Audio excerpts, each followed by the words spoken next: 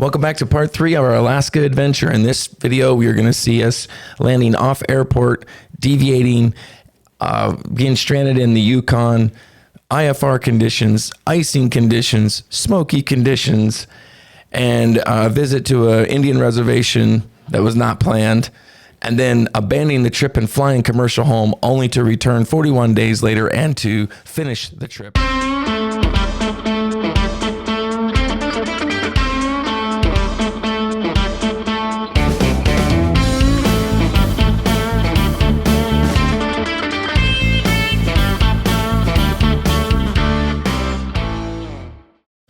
Hello, everybody. Welcome back to the final part of our 3-part series of our Alaska adventure in the Cessna 180 from Michigan all the way to Fort Yukon for a moose and caribou hunt. If you haven't seen the other 2 parts, you can look back and see those other 2 parts.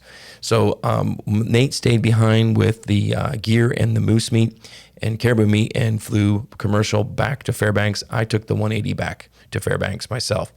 And I had to navigate up Beaver Creek through the pass because of low visibility and low clouds. Once I got through the pass, it opened up, and it was actually very nice weather.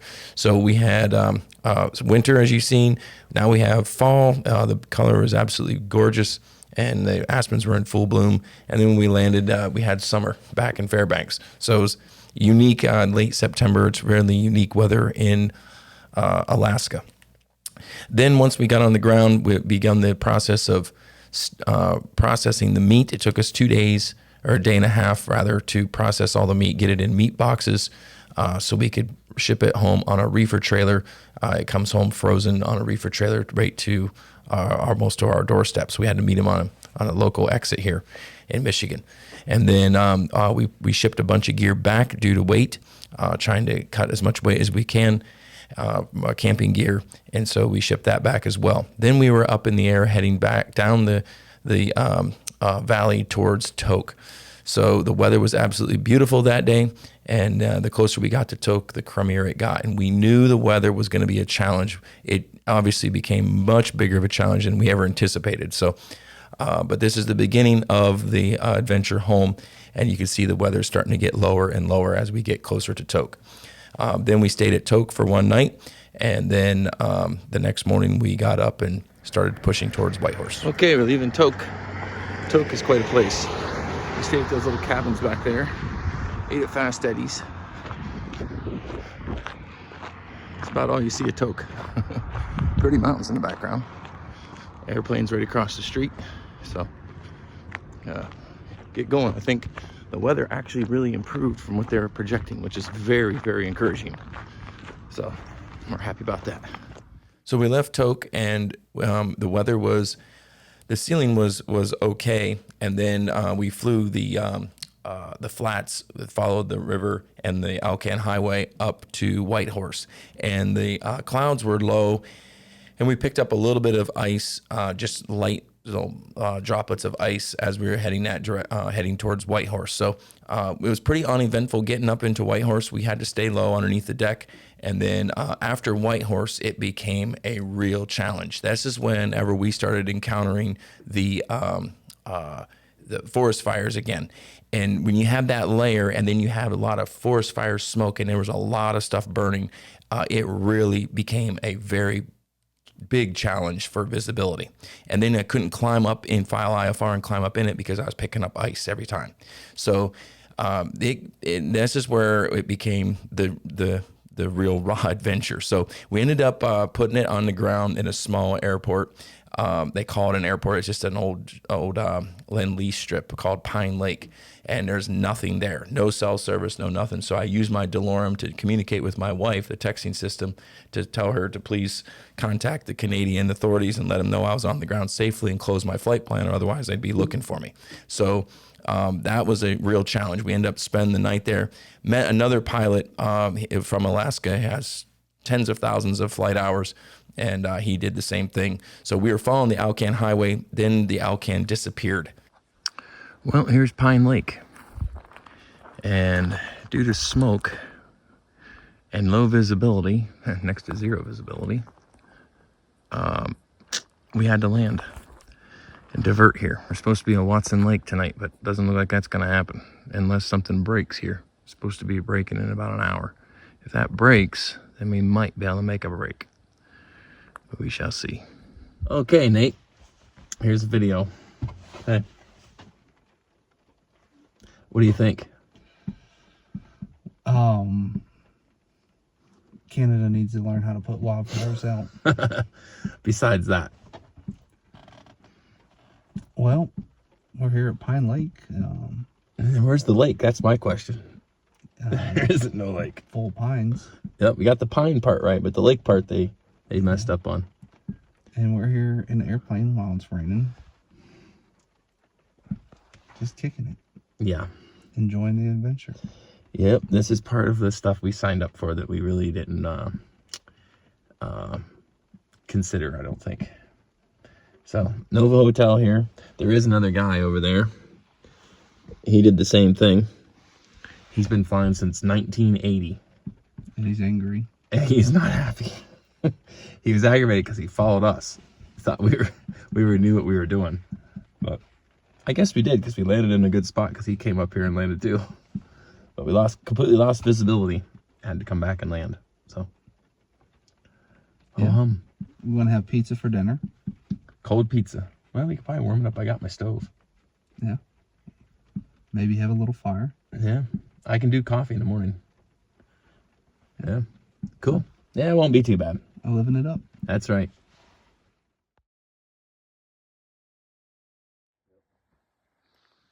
We're on day 75. Mark's making coffee on this morning. There's the tent where we slept last night. Took the wing covers off. Still got the engine covered. There's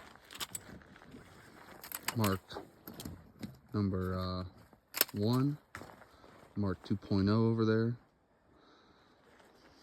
Runway's looking good.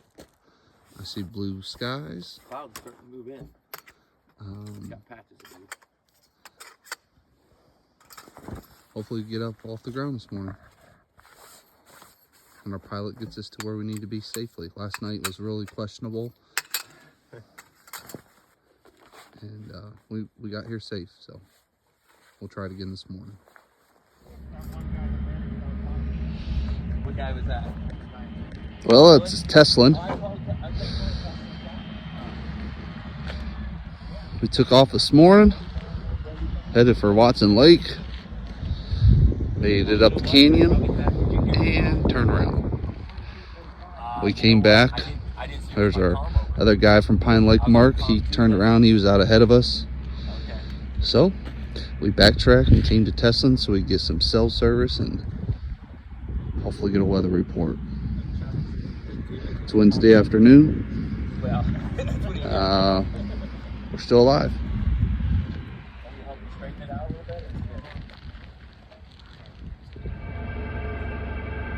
Well, here we are, day 2. Stuck in the Yukon territories. Actually, if you look back there, you can see that mountain. It's been obscured right back there. That's what we've been dealing with all day. It's now 6:30. We only got an hour, 45 minutes left of daylight. The sun is going down, starting to break away. You can start seeing mountains. That's the way it works around here. That's the direction we have to fly into. We tried it twice, can't get through a pass. So, hopefully tomorrow we try again. This is our fine accommodations over here. It's hunting paradise around here from everybody we talk to, but that's about the extent of it. This has been teaching me a lot of patience. We finally made it out of Teslin, and then we made it to Watson Lake. So you can see the clouds were clear. It was actually a very nice day. We did a quick turn, fuel stop, and back in the air. So then we started heading down the trench, which is Williston Lake. And you'll see these are forest fires going down into the beginning of the trench, they call it. And we were trying to get down to McKenzie and then cut over from McKenzie over the Rockies there and then get closer to Calgary and cut across. So this, the visibility started to get challenging. Then we cleared out of it, and it got open again, and then it got more challenging again, and then it just turned into rotten, rainy weather. The clouds came right down, and we ended up turning around and coming back and landing in an Indian village called Fort Ware, which was a very interesting experience. Definitely don't recommend hanging out in Fort Ware. It wasn't very impressive at all. So, Nate, what do you say? I say we're back on the ground again. Watching it rain. And All right, there's what we're trying to fly through. Ain't happening. Any words of wisdom? fly commercial. Yeah, yeah, good one. Yep. There's the airplane. We came through that valley. That one don't look so good, and that one looks even worse. That's where we have to go. So we turned around and came back and landed. So we decided to leave Fort Ware and go back to Watson Lake. We had plenty of fuel to do that.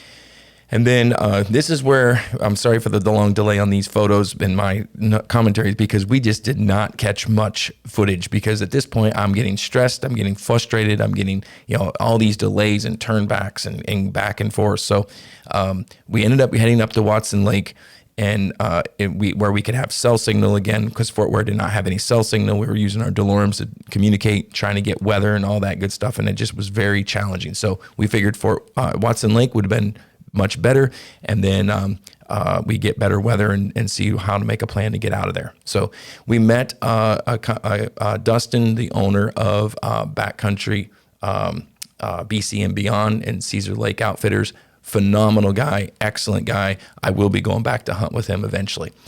He put us up for the night for free, was super hospitable, and treated us great. Then the next day we started out, beautiful weather on the beginning, and it was actually beautiful in the beginning, and then the weather started to turn again on us. So we were on an IFR flight plan. I was above a deck, and I just figured, well, you know what? I'm just going to keep pushing forward. We were originally going to land in Fort St. John, but Fort St. John was very low minimums, and I'm not comfortable shooting approaches down to minimums if I can help it. So we had plenty of fuel. We ended up going to Grand Prairie, and on our way to Grand Prairie, we ended up in a layer of ice that was not supposed to be there. And that was my first encounter with actually picking up ice. And the ATC was very good. I was right at the top of a layer. I remember going into that and seeing the top, and I thought, well, I'm going to climb. And they gave me a block altitude and was very nice about that. So we were above this layer, and now we have ice underneath us. We're running lower on fuel, and we're in IFR conditions, and Grand Prairie was in IFR conditions as well. So, but fortunately, as we went south, the temperature was rapidly increasing. So the temperature rose enough for us to get back down into that layer and shoot the approach into not Fort St. John, but Grand Prairie. So, and that's where we are now, is in Grand Prairie. All right, Nate. This is beautiful weather, isn't it? So we're talking about weather. It's low visibility today. You're starting to despise Canada. People are nice, though. People are nice. The weather stinks. This is when I decided we have to fly commercial. So trying to get out of Grand Prairie back to Michigan was a challenge, because there's no flights. There's only 2 flights per day leaving Grand Prairie. So, and then there's the feeling of defeat. My mission was, not complete. So all these emotions going through, but it was the safest thing to do. So that's what we elected to do. That's our pilot. He's flying commercial because can't make it back to the States in his plane. He's looking at his baby bit down there and leaving her. We just left Grand Prairie, headed to Calgary. From Calgary to LA to Detroit. It's been a long trip.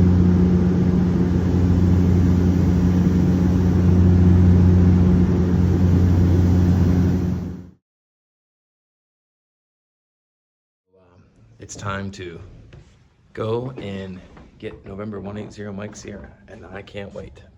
It's overdue. Thursday. It's about 5:30. Sun is set, and I'm all done with work, so it's time to go get the airplane. We got up to Alaska, moose hunted, and and had a great hunt and was successful. But then getting home, I wasn't so successful. So it was a little bit more challenging getting home than I anticipated. Getting there was no problem. 2 days, no problem. But getting back was a real issue. So forest fires in Canada, and then weather, fog, rain, freezing, icing rain, and then just visibility issues. So I ended up, I got through the Rockies, got through Whitehorse, was stranded 2 days in Teslin, a little small town inside the Yukon, and then ended up spending 2 days at Watson Lake because it was bad, and then ended up having to shoot an ILS approach into Grand Prairie because it was IFR when I got there. So and then I finally said I had enough of this, and it was just taking too long, and I ended up just flying commercial home. Then a lot of things have happened since then. So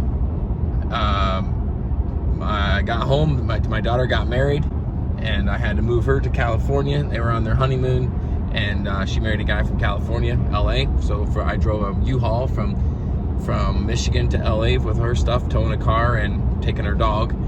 And then I about cut the end of my finger off before that, right before the wedding. So that was drama right before the wedding, in a meat grinder trying to grind up the moose meat. And then after that, my son, his wife, and him and his wife had their first baby, so I was a grandfather again. And then that's kind of calming down now, so it's a good time to try to slip away and get the airplane again. So with hindsight being 2020, actually, we were successful at getting home safely, obviously. But you know, what I've learned from this, and I since have done another trip the same way, is it's okay to stop the trip. And you know, it's very minimal cost, relatively speaking, to leave the airplane tied down somewhere and fly home commercial, and then go back and begin the trip where you left off.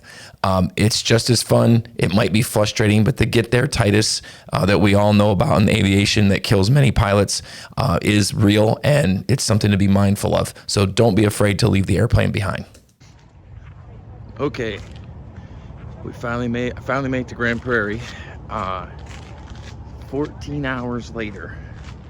I left this morning I got up at 4:30. I actually flew out of Detroit at 7 from Detroit to Chicago, from Chicago to Calgary, from Calgary to Grand Prairie.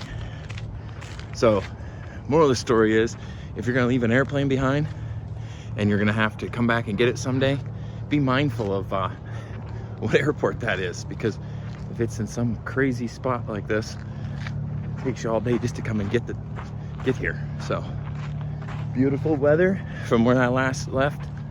Big difference in weather, so that makes me happy. Tomorrow's supposed to be great weather, so my plan is to be off the ground at 7 o'clock. If this weather holds like this, I can see the horizon. So, all right, I'm starting to feel starting to feel happy. That's kind of ironic because it's Happy Gas. That's where it's at. I guess they named it right, huh? All right. Next stop will be the airplane. Okay, there it is, Happy Gas. And look who's sitting out. Oh, that's a beautiful sight right there. That's my baby. 180 Mike Sierra. Safe and sound, looks good. Tires look a little low. Good to see you again, girl. Yep, it's been since September 28th. Today's November 10th. So it's been a little while. So she's looking pretty good. Kind of sitting out in the snow for a little bit. So good to be back. Well, this is a bittersweet time for me because I'm sitting back at the motel eating by myself. It's the same place that Nate and I had dinner 41 days earlier. And this is the table that we decided to abort the trip and start looking for commercial flights. So I'm here by myself, had to finish the trip by myself. Walking to Walmart, buying food for tomorrow's big journey. All right, 6:22. Wait for the cab for Happy Gas. Ready to go. Got my cooler. Ready to go. Ended up departing around 8 o'clock. It was a little later than I anticipated, but I wanted to let the sun come up so I could see the surrounding environment. When I landed here 41 days earlier, it was IFR and I couldn't see, and I knew there was mountains around and it was a higher prairie. So I just wanted to be careful and make sure. And plus it was 41 days since I've flown. So it was kind of intimidating. And honestly, I found myself departing with knots in my stomach because it's been that long. So I was kind of happy I was flying by myself. So, and then the weather was actually pretty decent. There's a couple snow squalls we had to go through. Had a good ground speed of 170 miles an hour, with a nice tailwind. So it started out really nice, and there was a ceiling to contend with, but it wasn't at all dangerous. But I left, like I said, I left around 8 o'clock. I never landed in Custer Airport until 1:30 in the morning, our time. So it was about 20 hours of total time flying. The actual trip itself on floor flight was telling me it was about a 13-hour flight, give or take. But by the time I landed, got fuel, cleared customs, I had to do a couple fuel stops. It just took a lot more time. And then you lose, the time change, you lose some hours coming back. So, but I sat in that airplane for a long time on this trip. But I enjoyed every single minute of it. So, and when I left out of there, it was, no snow. The snow had melted off. And the closer I got to North Dakota, the more I picked up snow. So North Dakota had some snow, but we didn't have to worry about icing layer. Everything was clear. And I've been watching the weather on this trip for several weeks. So to go this far across country and not have any weather to contend with is extremely rare. So that was why I made that break and tried to make that trip, time that weather perfectly, because I didn't have a lot of time. My intention was to at least get down to Montana.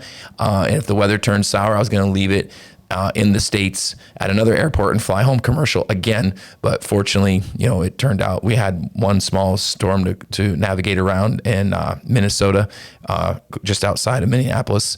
And then that was it. So here I am landing in Regina to get fuel. As you can see, there's snow there. And then there's a quick turnaround on fuel. And then back in the air, I had to file my EAPIS there and use that to set up for my customs over in Minot. So then here I am in Minot. The winds were gusty and it was blowing 40 and 38 knots, 40 knots, and kind of a quartering crosswind. So it wasn't a direct crosswind, thankfully, but it was pretty blustery. Now it was a bouncy landing. Even the tower had a comment to make about that. So, but it was safe and we cleared customs. Then I went right back after customs, a short stint there to just reset, file a new flight plan, and right back up in the air I went. And that's when the sun set on me. So I was over in North Dakota when the sun went down, and this is whenever that long trip, my brain started to think about another engine when you're up in the air that long in the dark. So, but fortunately, everything was smooth. Everything went well, and we ended up landing back in Custer. It was close to 1:30 in the morning by the time I actually landed.